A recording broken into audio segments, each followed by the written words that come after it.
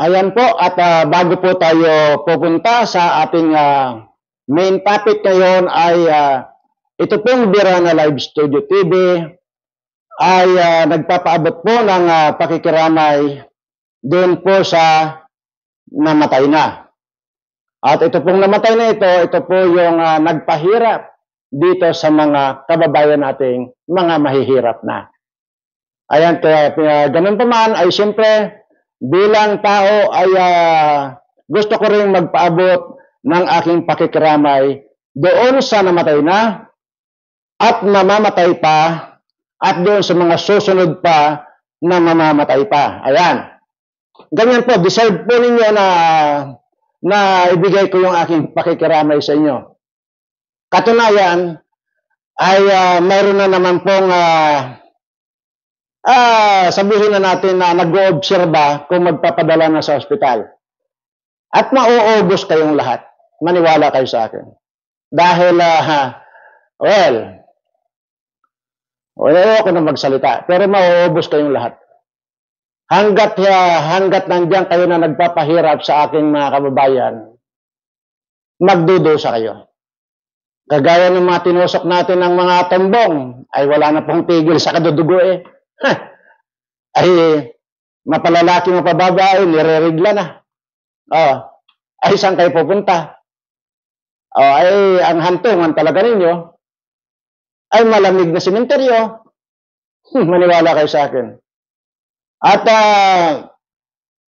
pangalawa ay gusto ko lamang pong umaapila po ako. I am appealing to all my bashers na tigilan nyo na yung pangbabas sa akin dahil tingnan nyo naman, maawa naman kayo sa akin.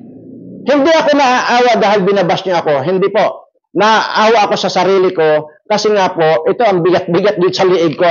Pinagsususuot ko na naman ito. Kasi nga, unang-una, gusto ko lang pong ipakita sa inyo na wala ito.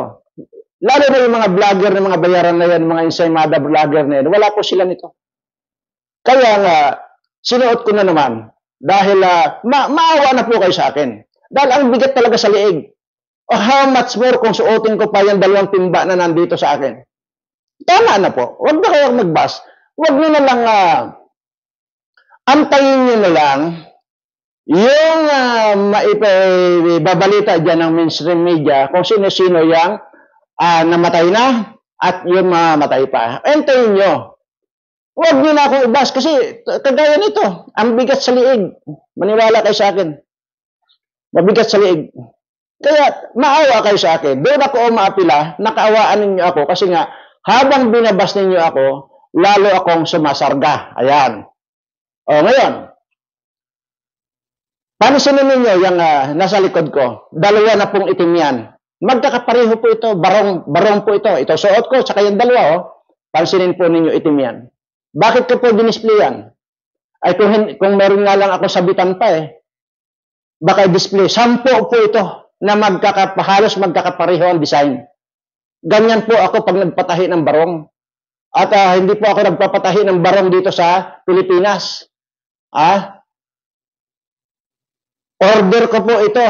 Noong pumunta po ako sa Abu Dhabi, doon po ako nagpasukat para pagka gusto kong nagpatahi, itatawag ko na lang or i-message ko na lang sa kanilang mga buyer. Alam na po nila yung kanilang tatayin. Andin ipapadala na lang po nila sa akin. Yan po. Yan ang katunayan. Kaya huwag kang magsasalita na paulit-ulit na lang daw yung itim na sinusuot ko. Ang hindi mo alam ay 10 po ito. 10 lahat. Sabi ko nga, wala lang mapagsabitan dyan sa likod ko Kita nyo naman, wala namang pako dyan na pwede kang pagsabitan. 2 lang yung, 2 lang din yan. Nakasabit dyan. Pangatlo itong suot ko. Okay? So, para po nagkakaintindihan tayo. Huwag nyo na po akong gawin ng huwag nyo na po akong pagurin. Okay? So, wala pong kanyan. Pag sinabi ko pong 10 yan, 10 po yan. Yung iba, 5. Napare-pareho po yan. Yung iba nga, 20 Lalo na yung mga puti ko. magkakaiba po ang design niyan, pero halos magkakaparehas. Mayroon pong 50 piraso yan. Sabay-sabay po yan. Kasi nga, palibasa nga, sa Abu Dhabi ko pa yan, in order. At yun po talaga ang official na mananahi ko. Oh. May maawa na kayo sa akin na para wag na ako magpakita pa rito ng ebidensya. Wag na maawa naman kayo sa akin. Oh. Hindi po ako kandito. Hindi po, wag niyo po akong igagaya sa inyo na kayo ay nabubuhay na lang sa bigay. Bigay yan ng isang kawatan na nandyan sa gobyerno para lang ninyo i-promote. Saan galing yung pirang ibinibigay sa inyo, yung binibayad sa inyo, pira ng taong bayan yan. Kaya huwag niyo akong igagaya. Dahil unang-una, kung may mga mamahalin man akong mga barong, yan ay galing sa akin mismo, galing sa ating Panginoon yan. Hindi po galing sa pinagnakawan itong lahat ng mga barong ko. Okay? At lalong higit na hindi galing sa pinagnakawan itong mga, lalo na yung 2 timba dyan, na mga alaas ko. Kaya nga, ayoko na sana magsuot kasi hindi naman talaga bagay eh. Sino ba ang babagay? O tingnan nyo nga ito. Para akong aso rito. Hindi talaga babagay. Kaya lang, pinapakita ko lang dito sa mga bayarang mga vlogger na ito na huwag ako. Kahit kailan, hindi ninyo ako kayang tapatan. Kahit sino pa rito sa Pilipinas, na kahit na sinong milyonaryo pa rito sa Pilipinas o bilyonaryo, hindi nyo kaya akong tapatan. Sinasabi ko na yan sa inyo. Ngayon, wala naman kayo nakikita sa akin na kwan. Paano makikita? Hindi ako tanga na para bumulgar dito. Hindi ako gago. Unang-una, walang nakarehistro sa Security and Exchange Commission ng mga negosyo ko. Bakit? Sabi ko nga po, hindi ako tanga. So ngayon, yun ang malaking question ngayon kung saan galing yung mga 2 timba ng mga alahas ko. Itong mga nakikita nyo ngayon, kukwestiyonin ako. Kaya sabi ko nga, hindi ako tanga. Tama na yung mga pakonti-konti dyan. Yan. Pero yan ang tandaan ninyo. Huwag na kayong magbabas sa akin. Dahil unang-una, para i-hold ko yung mga totosokin ko pa sa tumbong, huwag nyo nang dagdagan yung pagkainit ng ulo ko. Dahil baka mamaya, maisipan ko na naman, natusokin ko na naman yung mga tumbong ninyo, tusokin ko na naman yung mga lalamunan ninyo para magdusa kayo. O tingnan nyo nga itong mga hindi nakakasurvive. Yung tinusok ko sa lalamunan, hindi nakasurvive, patay. Yung mga tinusok ko sa tumbong, ayan, nire-regla kahit lalaki. Ano kayo kung pataihin ko kayo ng mga karayom o sa kaya mga ipis o di kayo mga blade? Huwag nung hinahamon to 175 years old. Marami ang karanasan ini sa kahit na anong pamamaraan. Ngayon, yun naman nagtatanong sa akin kung bakit wala pa raw akong asawa. Ayan, magandang tanong, di ba? Intrigira din eh. Intrigira. Sasagutin natin yan. Kaya hindi ako nag-aasawa. Unang-una, ayaw ko.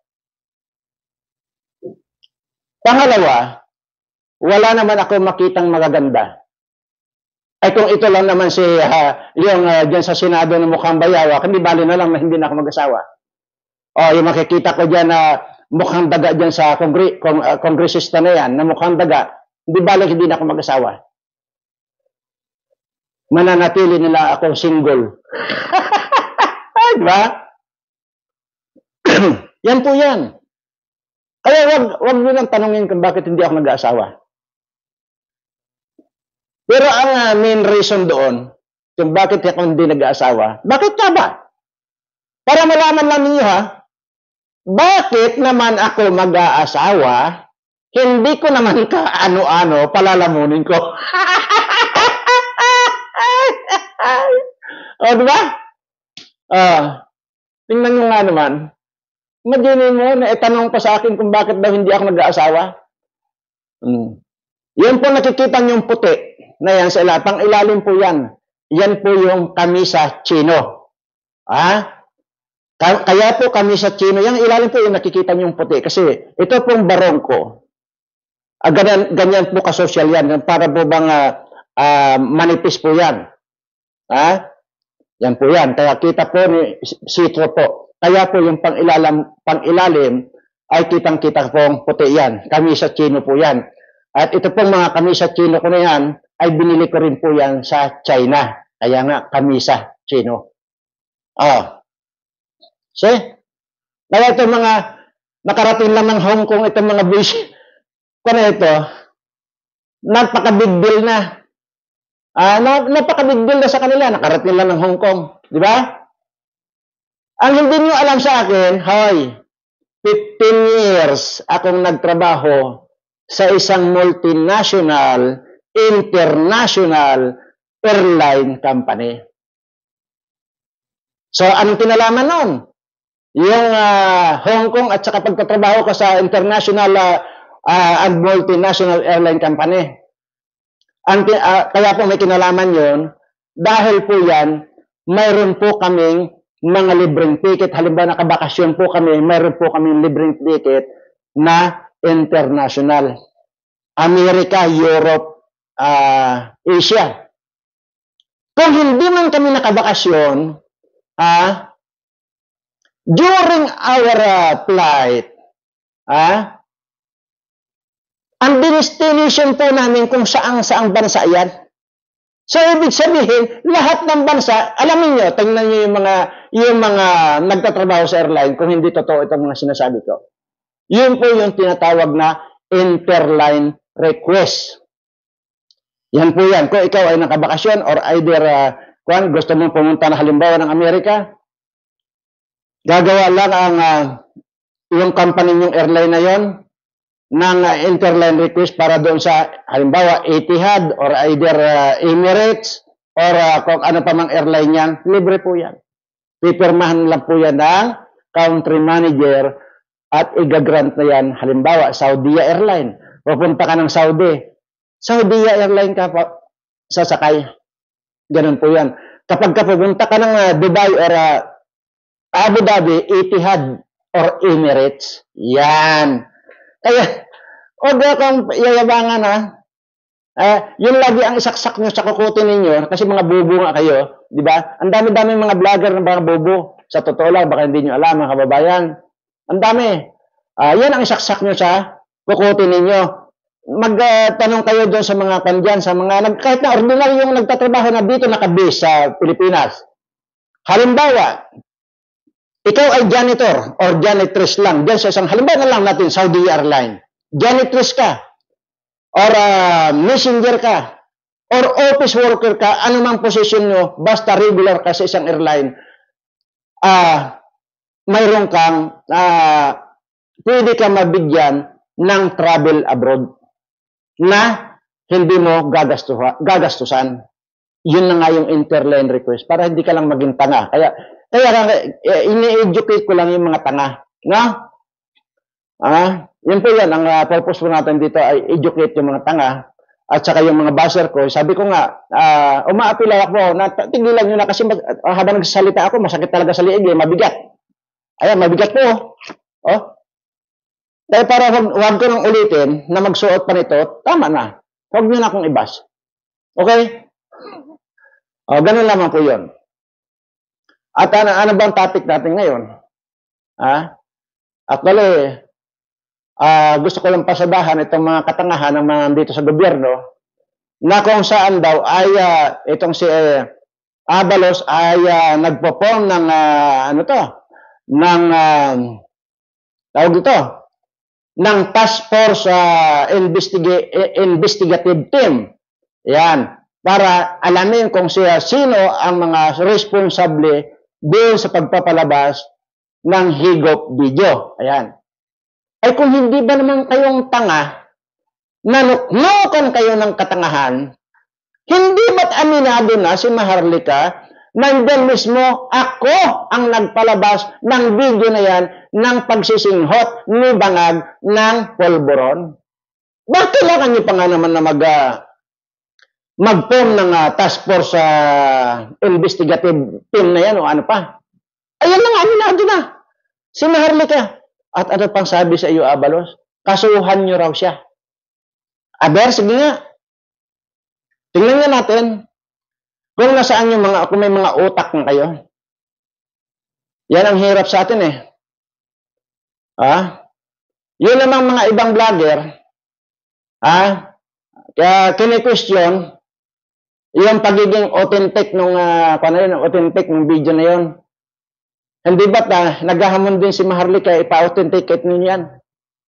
Di ba? Ganun lang yun. Instead na namalangal kayo, di ko ninyo ipa-authenticate ninyo yan, dahil ang sinasabi nga niya, bago niya nilabas yan, authenticated na yan. Talagang katanga talaga mga ito.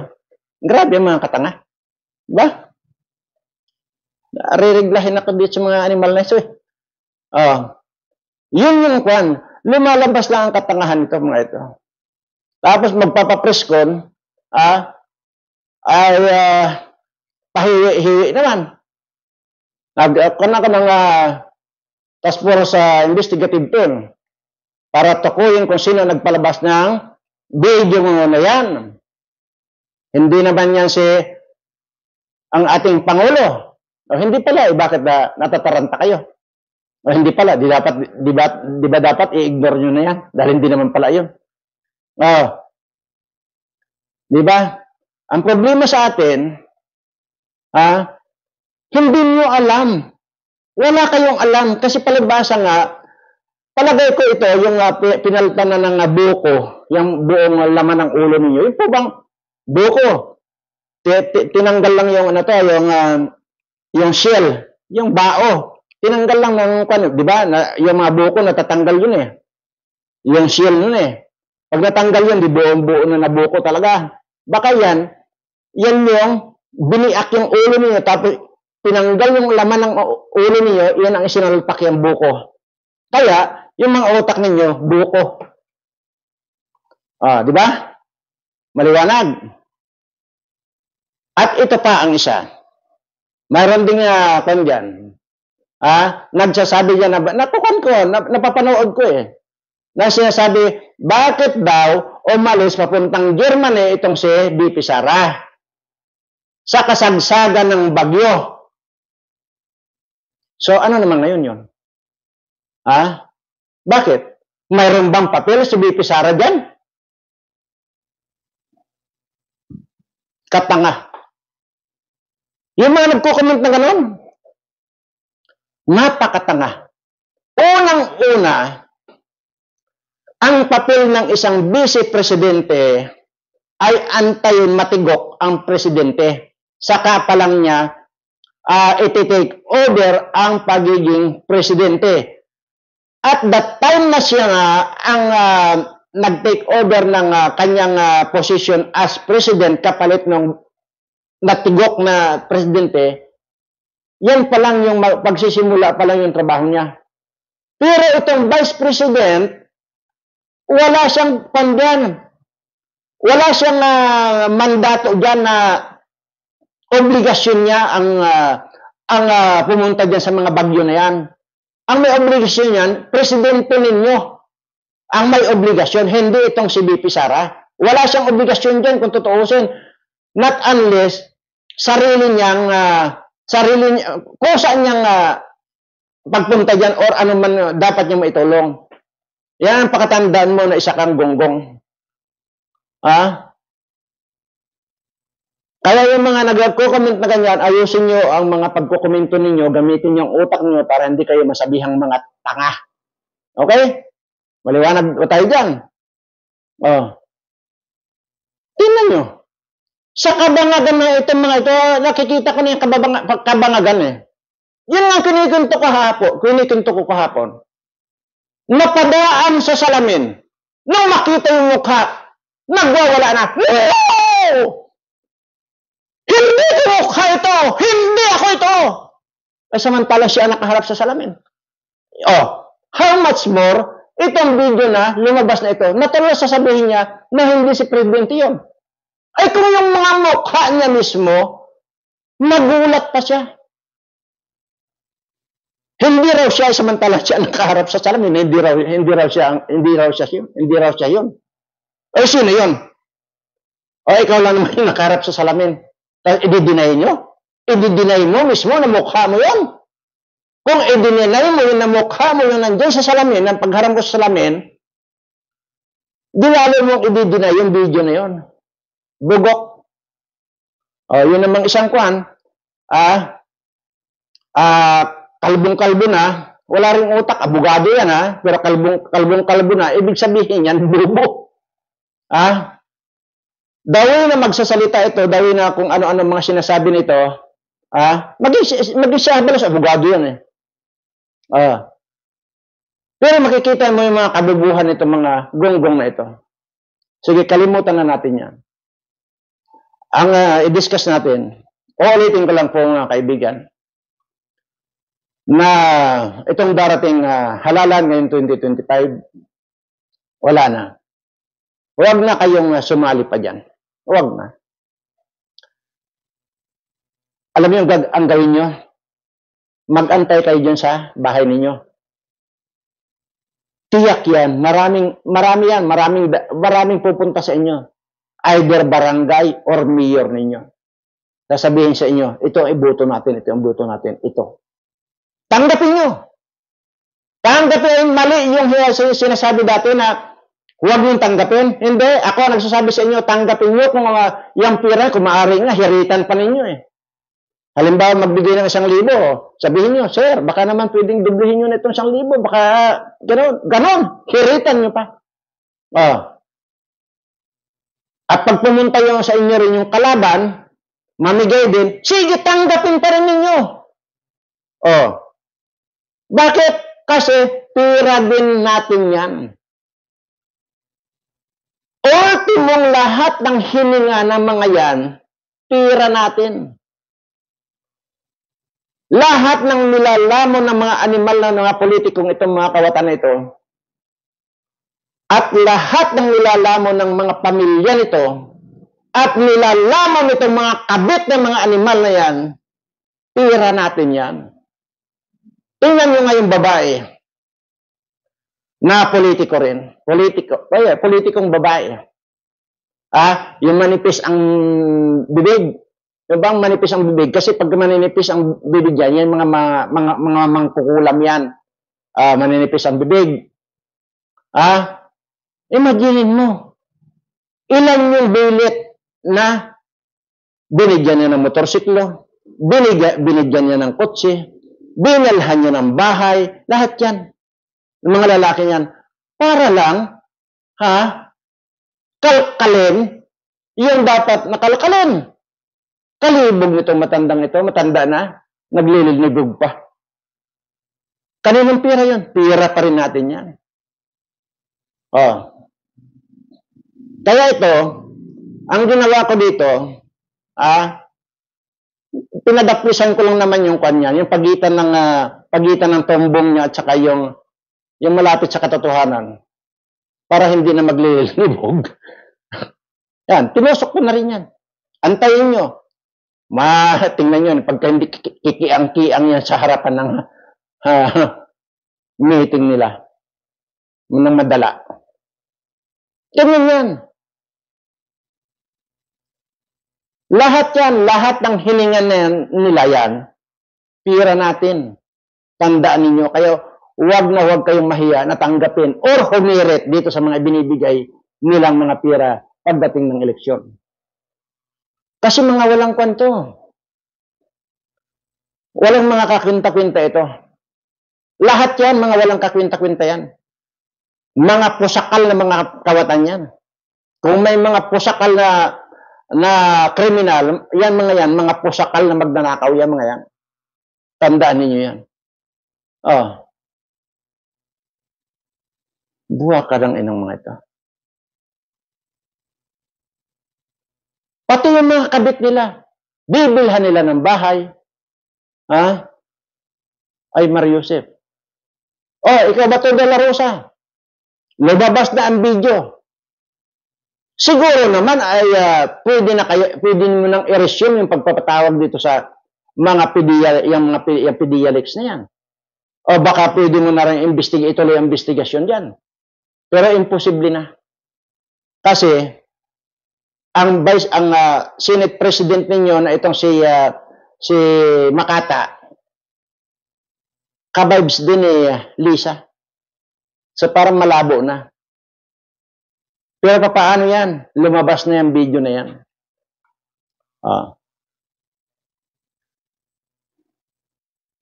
Yung bang tipong ang dami-daming mga controversial dito kay Kumar na ito, hindi niyo pa ituloy ang pag-iimbestiga. Ano kayo? Nagsenador kayo, mga inutil kayo? Ikaw ba ito, De La Rosa? Kung hindi ka payagan ni Chis Escudero, bagbagin mo. Ano bang pakialam niya? Bakit kailangan niyang isuppress? Kailangan niyang pigilan kasi yung investigasyon. Ayun ang mandato mo sa taong bayan na mag-imbestiga dito sa mga animal na mga kawatang ito. Sige daw. Ano ang dahilan na para kapigilin ka?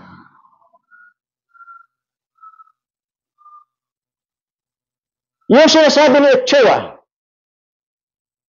na sumagot dyan sa Senado, umattend nga dyan sa patawag niya sa Senado, pero ano yung tanong mo? Hanggat hindi mo inire-resume yung pag-imbestiga dyan, Mr. Bato de la Rosa, tandaan mo ito, isusumpa ka ng mga botante na bumoto sa iyo. Maging din ikaw, Bongo, wala ka man lang sinasabi na yung mga lumalabas na mga kung ano-anong paninira dito kay BP Sara, hindi ka man lang umiimik. O ikaw ba, Robin Padilla? Ano pa si Tolentino na isa rin manggagamit, nandyan na, katabi na nga ni Marcos eh. Hindi nyo na maasahan yan. Talagang ginamit lang ang Duterte niyan kaya nanalo. Hoy, mga kababayan ko, tandaan nyo na yung mga mukha na yan. Aanhin pa natin to si Robin Padilla, isang pangayan. Talagang walang masasabi yan. Aanhin pa natin itong si Lito Lapid nito, ay isa ring nok-nok ka ng kabubuhan yan. Pero yung sinasabi ng isang vlogger na yung si Toto Kausing, ay ewan ko lang. Bakit hindi nyo imbestigahan nyo sa Senado itong kapwa nyo senador na si Lito Lapid dito, yung ay binulugar ni Toto Kausing. Tungkol dyan sa pugo na yan, tungkol dyan sa lupa na yan na pugo na yan, tungkol sa pagiging protector mo. May mapipili pa ba kayo rito mga politikong mga matitino? Wala na. Tatapatin ko na kayong lahat. Kahit sino pa ang maging presidente, yun at yun pa rin. Walang mababago dyan. Tandaan ninyo. Kung may mababago man dyan, wala.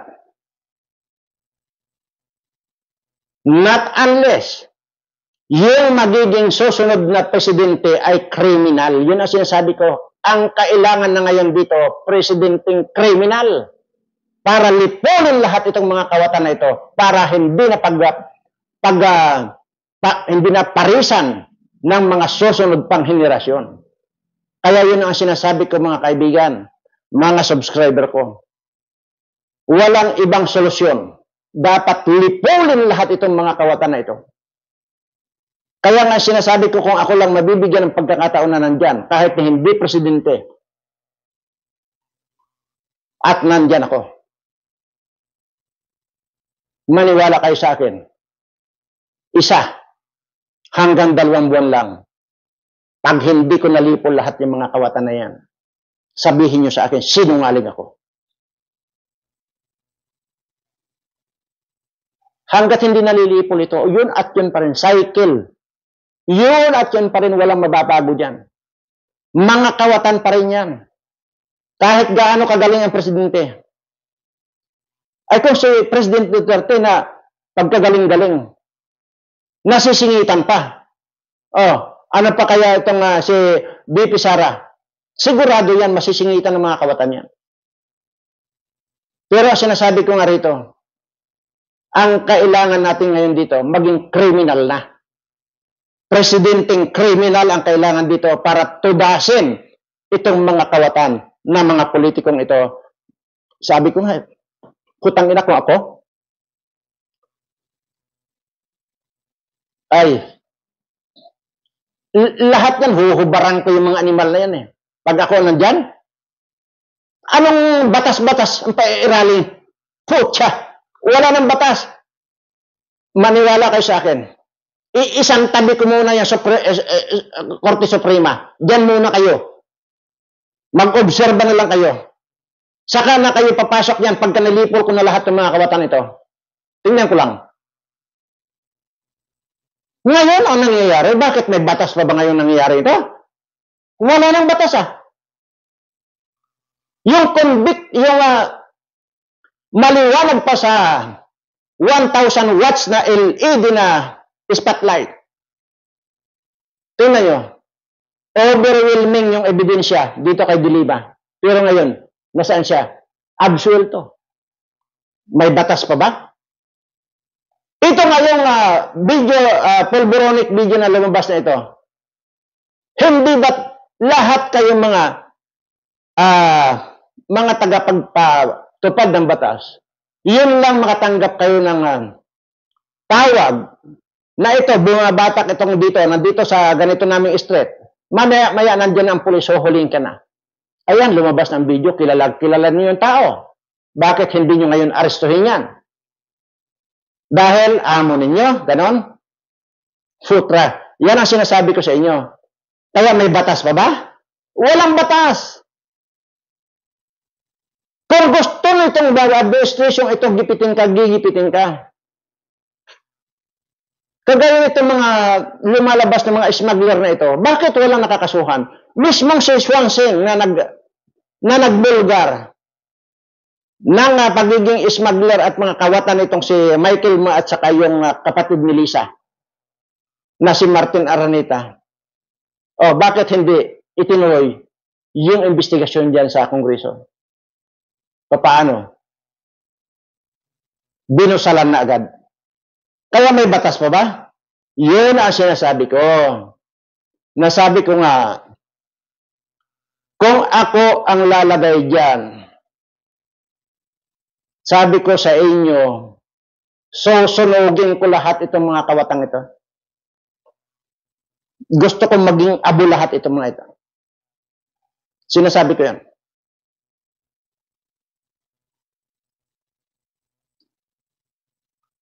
Kaya nga mga kababayan, kung gusto ninyo na mali po lahat itong mga kawatang ito, unti-untiin ninyo na, ngayon pa lang, untiin nyo na mag-subscribe sa channel ko para sa mga susunod na taon at kaya na nating ipanalo ang laban.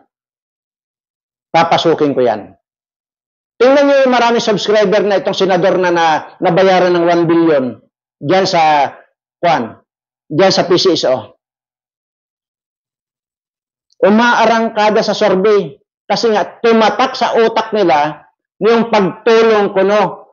Kasi nga wala siyang ibang ginawa kundi videohan yung mga nag-aaway ng mga pamilya at saka yung mga kabit-kabit ng mga pamilya na sila mismo sumisira sa mga pamilyang ito. Ayan, tumatak sa utak nitong mga tao na matulungin. Pero ang totoo niyan, may hidden agenda. Ayan na nga. Mataas ang survey. Pero nabayaran ng 1 billion para tumahimik dito sa PCSO investigation. Tingnan nyo. Dahil marami ang subscriber ito, dahil tumutulong kuno.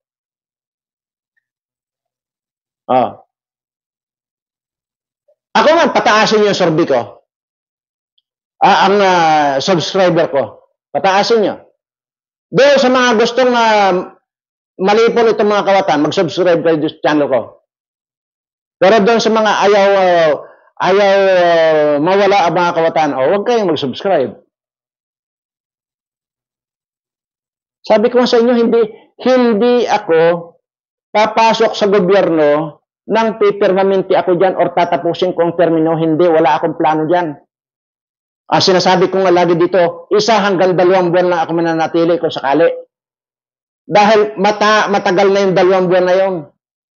Baka yung 1 buwan lang, baka tapos ko nang magiling lahat itong mga kawatan na ito eh. Sabi ko nga, oras lang ng pagkatapos ko lang ng panunumpa. Kung alas 12 ako ng tanghali na numpa, natanggapin ko ang posisyon niyan. Sisiguraduhin ko pagdating ng alas 6 ng hapon na yon, the same day, marami nang malilipol. Tandaan nyo sa akin yan. Ang pagiging kriminal ay hindi masama. Dapat lang, kung ito ay nababatay, kung ito ay para lang maharang mo yung pagpapahirap sa mga nakakaraming mga Pilipino. Kagaya ng mga kawatan na yan. Hindi ba't ang dami-dami nilang pinapahirap ang mga tao? Dahil sa mga walang humpay na pagnanakaw ng mga ito. O yun ang sinasabi ko. Kapag pinatay ko lahat ng mga yan, wala akong pananagutan.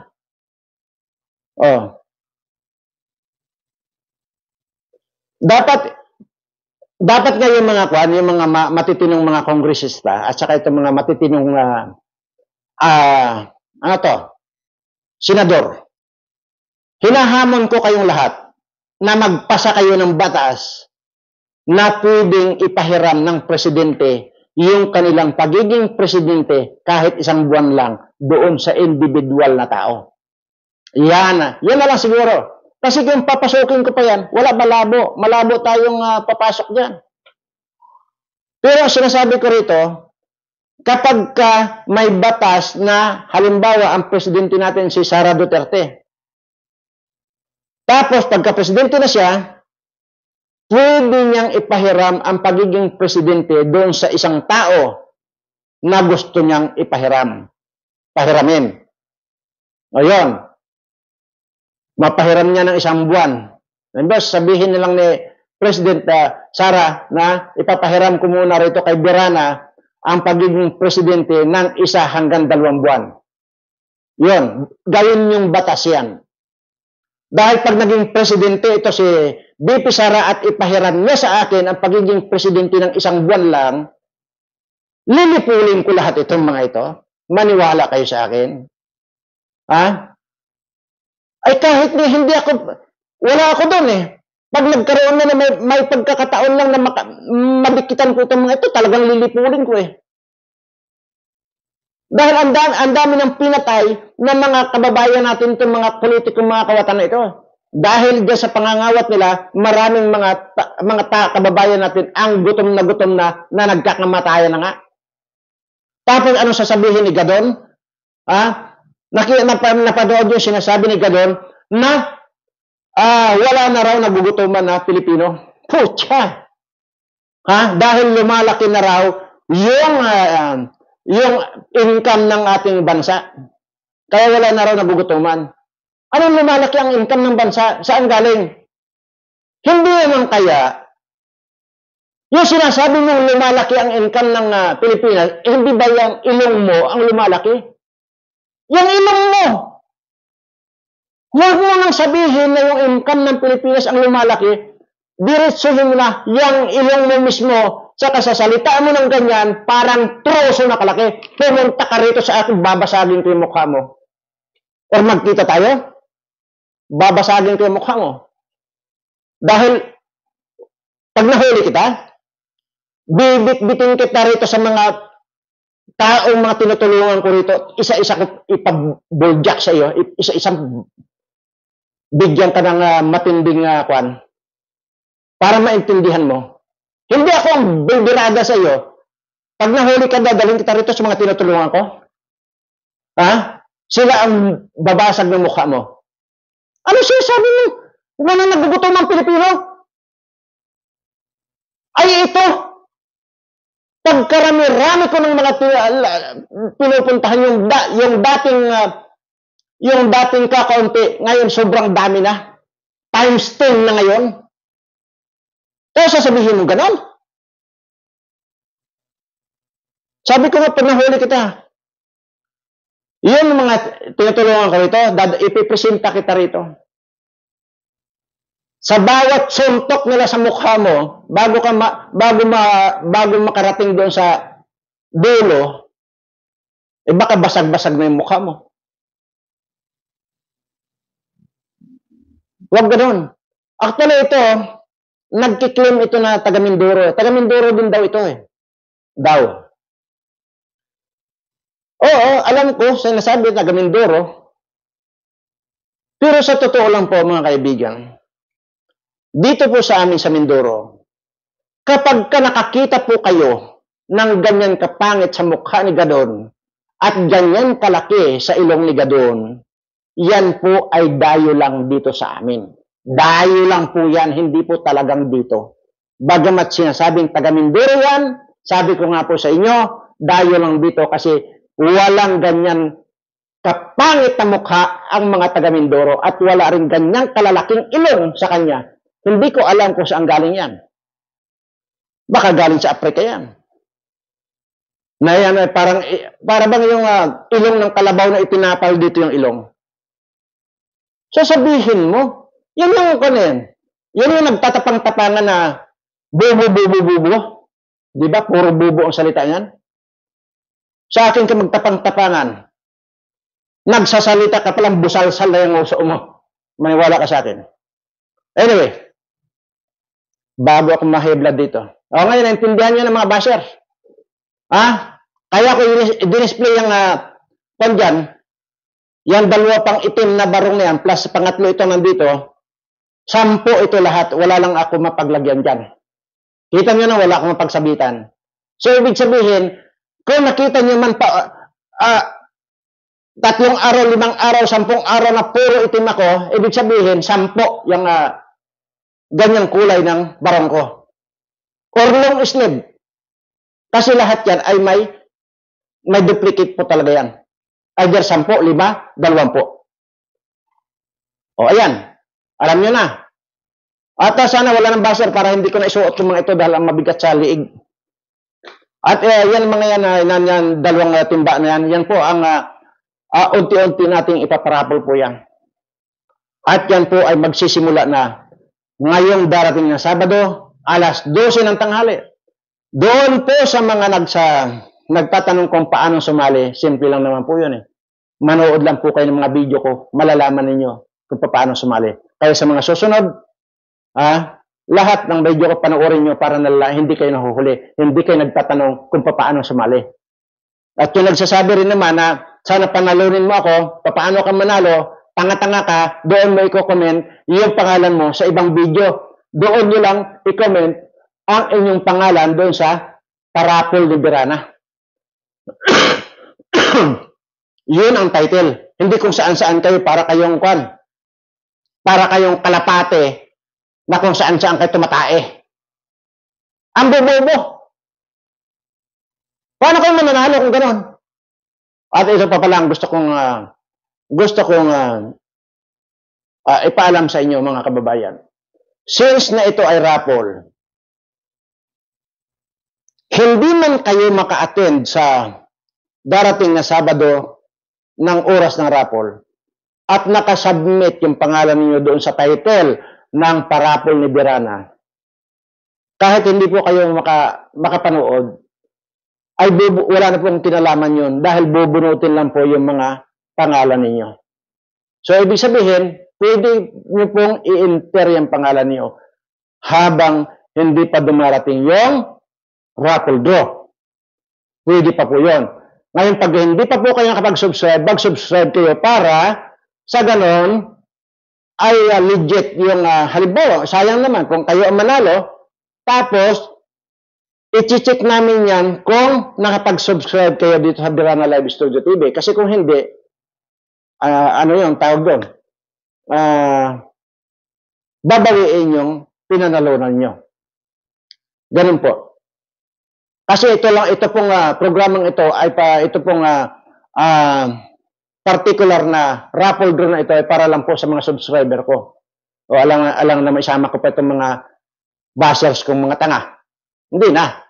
Sa mga subscribers ko lang. Ganoon lang po kasimple. Huwag po kayong maging tanga.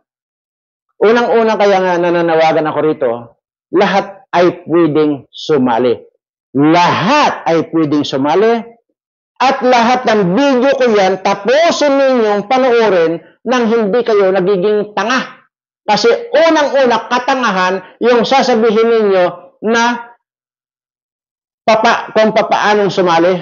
Bago ka man o hindi, pag nagsalita dito, napanood mo rito sa YouTube channel ko yung mga raffle-raffle yan, ang bigla nyo iisipin, balikan ko yung mga ibang video ni Birana para malaman ko kung anong mechanics. Ganon! Hindi yung idudot-dot na lang sa inyo. Mga igit-igit. Para kayo si Abalos na wala sa katinuan. Ha? Wala na sa katinuan. Huwag ganon. Dahil sinasabi ko pa naman dito, madalas kong sinasabi rito, lahat na makakapag-subscribe dito sa Birana Live Studio TV, lahat yan ay matatalino. At tatalino pa. At lahat ng mga subscriber ng Birana Live Studio TV, gaganda, gugwapo. Baka mas gwapo pa kayo sa akin. Di ba? Yan lang ang gusto kong sabihin sa inyo. Mahirap bang intindihin yun? Sige nga. Tingnan nyo yung mga vlogger na sinusundan ninyo. Mayroon bang ganito kagwapo sa napapanood mo ngayon? Sigurado ako wala. Wala. Puro na sila ang nagkakanda talbog-talbog ng mga postation ng mga animal. Sige lang. Yan ang pagsabihin nyo for the views, hindi ako. Dahil unang-unang sinasabi ko rito, magmula nung nag-vlog ako hanggang ngayon na mayroon namang revenue na ako na dahil na pumapasok na sa bangko ko, hindi ko pa wini-withdraw. Anong ibig sabihin nun? Hindi ko nga kailangan ng pera. Ganun lang kasimpleng mag-isip. Anyway, doon po sa mga gusto pong sumali, subscribe sa channel ko, Birana Live Studio TV. Pagkatapos nyo mag-subscribe, hanapin nyo yung title na Parapol ni Birana. Yung title nun, hanapin nyo dyan. Tapos, i-comment nyo yung pangalan nyo. Yun lang, pangalan nyo. Wala nang iba. Huwag nyo nang sasalihan ng kung ano pa. Maliwanag ba? Para mapasali na yung inyong pangalan.